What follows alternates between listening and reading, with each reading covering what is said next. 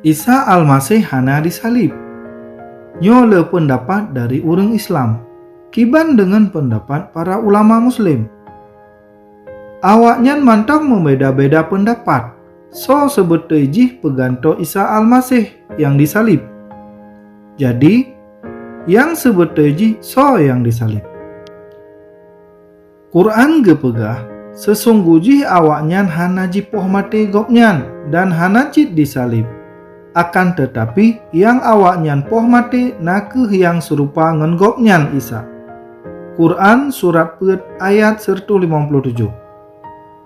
Padum-padum pakar Islam termasuk Syekh Muhammad Abdul na pendapat Yudas Iskariot yang disalib.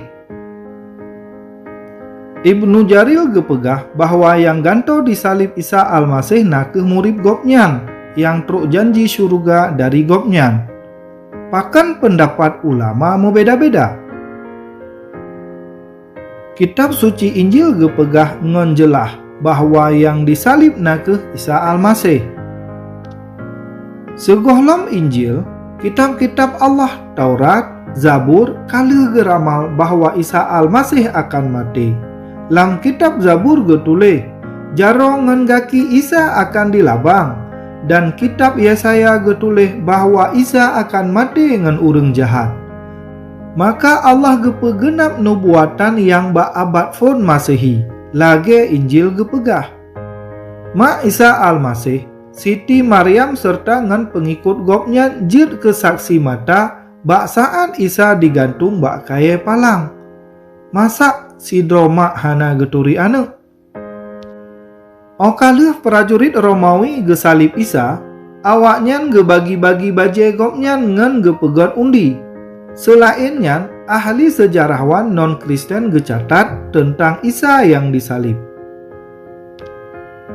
Josephus, sejarawan yang hudip antara 57 sampai 100 Masehi getuleh. Bak zamannya udip sidro uring yang bijak, nan gopnya Isa Almasih.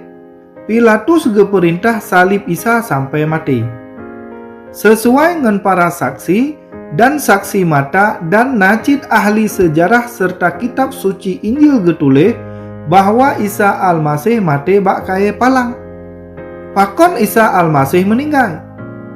Ngon mati Isa Almasih, gopnyan kalih gebayu utang desa manusia sampo lunas. Nah ke maut atau mati kekai lam neraka. Jadi, le getanyo hana le menggantung ba amai yang God, amai untuk tamang syurga. Tip-tip orang percaya dan beriman ikut Isa Almasih merumpok jaminan dan ampunan pada Allah. Dan hana le gehukum di neraka, melainkan selamat kekal di syurga. Mendoa ubah Isa Almasih saatnya ngat desa gata ge peampun selamat di akhirat.